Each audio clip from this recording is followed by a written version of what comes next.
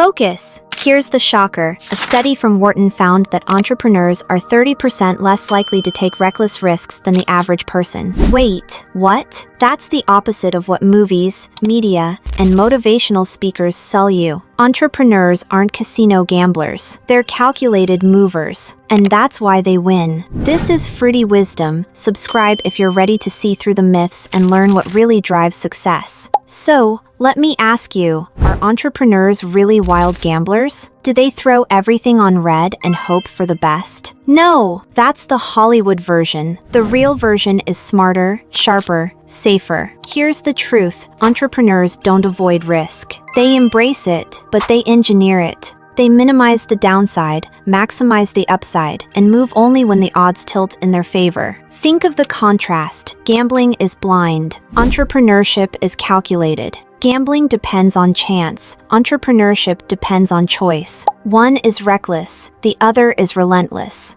It's like crossing a river. The gambler jumps in and hopes not to drown. The entrepreneur builds stepping stones, tests the water, and then walks across. Same river, same danger, different outcome. Imagine two people starting a restaurant. One maxes out credit cards, signs a lease, hires staff, all before ever testing the menu. That's reckless. That's gambling. The other? They start smaller. A pop-up stand, a food truck, a catering gig. They test demand. They learn. Then they scale. Same dream, but one takes a blind leap and the other takes a calculated step. Guess which one has a better shot at surviving? Look at Jeff Bezos. He didn't launch Amazon as the everything store. He started with books. Easy to ship, high demand, simple inventory. He tested, proved it, then expanded. That's not reckless, that's calculated. Or Elon Musk. Everyone thinks of him as this wild risk taker. But when he sold PayPal, he walked away with millions. When he funded Tesla and SpaceX, yes, he went big,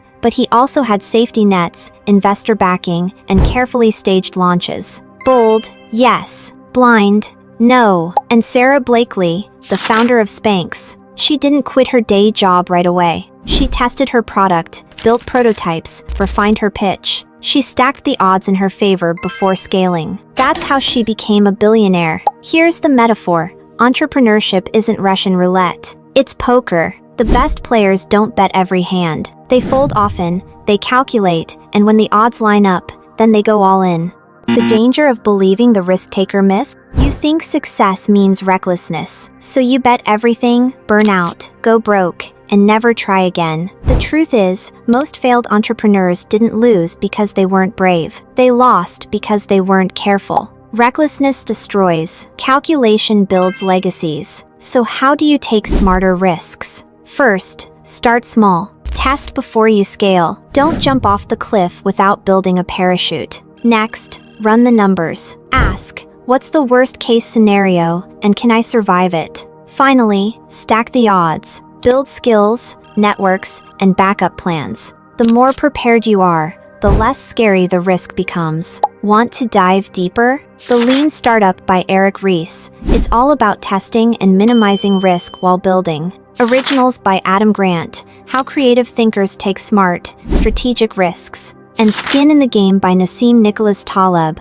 A raw look at risk, reward, and what really matters when you put yourself on the line. So here's your challenge. Stop thinking you need to bet it all to be an entrepreneur. Instead, take one small, calculated risk today. Launch the test, make the call, pitch the idea, something that moves you forward without wrecking you if it fails. Drop it in the comments so we can celebrate smart risks together. At Fruity Wisdom, we don't glorify gamblers, we celebrate strategists. And remember, entrepreneurs don't win by rolling dice. They win by stacking the deck.